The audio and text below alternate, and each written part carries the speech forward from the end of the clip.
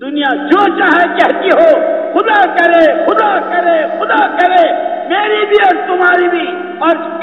اس امت کے ہر کلمہ گو کی دل کی آنکھیں کھلے کہ یہ دنیا جو رو رہی ہے ہماری وجہ سے رو رہی ہے۔ اگر ہم اپنے کام پر ہوتے، ہم اپنی زندگی کے مقصد کو سمجھتے، ہم اپنی جان و مال کی وہ ترتیب بناتے، اسی لیے حضور اکرم صلی اللہ علیہ وسلم نے فرمایا تھا ما انا علیہ و اصحابی، اب تمہیں میرے بعد جس پر میں ہوں اور جس پر میرے صحابہ ہیں۔ اور ایک موقع پر فرمایا علیکم بسنتی و سنت الخلفاء الراشدین المہدیین،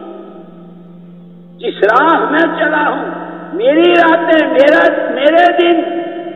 میری خلوت، میری جلوت، میری سوچ، میرے آنسو، میری آہیں، میری نمازیں، میرا یقین،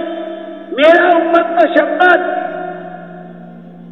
اور میرا خدا کی مخلوق پر ترس کھانا، میرا علم، میرا عمل، میرا تقویٰ، میری عفت، میری پاکدامنی،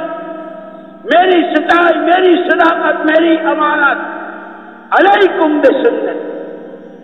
کیا رحمتیں تھیں، کیا برکتیں تھیں۔ دشمن خدا قائل ہو جاتا تھا بھئی ان کا معاملہ اور ہے، ان کے تو ساتھ قدرت کا ساتھ۔ اب تو مذاق اڑاتے ہیں، وہ کہاں تمہارا اللہ، وہ کہاں تمہاری نماز، وہ کہاں تمہارا ہم دنیا پریشان ہے ہماری وجہ سے۔ خدا کرے خدا کرے خدا کرے، یہ اجتماعات، یہ جوش، یہ نقل و حرکت، یہ چلے، یہ 4 مہینے، یہ پیدل، یہ سواری، یہ مردوں کی، یہ عورتوں کی، یہ علماء کرام کا ساتھ، یہ مدارس، یہ مکاتب، یہ خدا کرے یہ خانقاہیں کہ ان سب کے راستے سے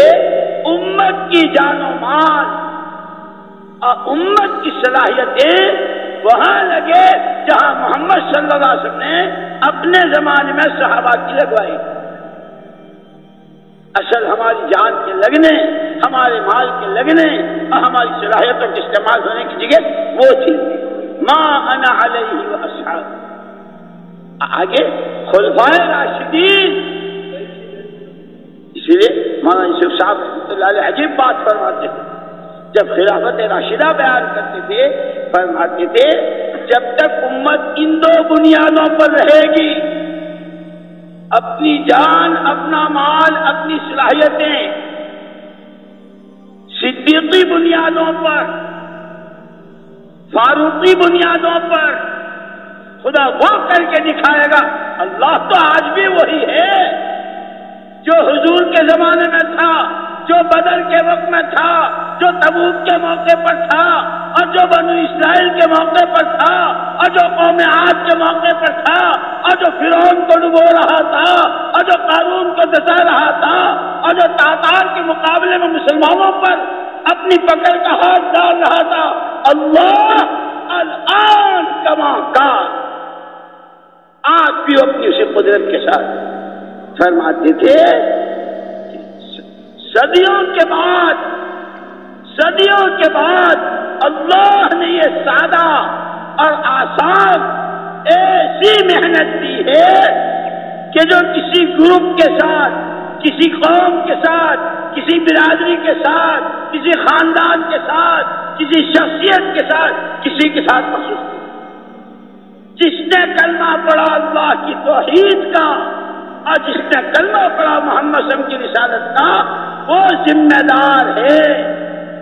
اسے یہ محنت کرنی ہے، اس محنت پر جان کھپانی ہے، اس میں اپنی مہنگی سستی لگانی ہے، اسی کو سوچنا ہے کہ ہر ایک ذمہ دار ہے۔ جو کچھ سنا اللہ پاک اس پر عمل کرنے والا اور ساری کی ساری انسانیت تک پہنچانے والا بنائے۔ دین کی بات پھیلانا صدقہ جاریہ ہے۔ مزید ہماری ویڈیوز کو دیکھنے کے لیے ہمارے چینل دعوت تبلیغ کو سبسکرائب کریں۔ جزاکم اللہ خیرہ۔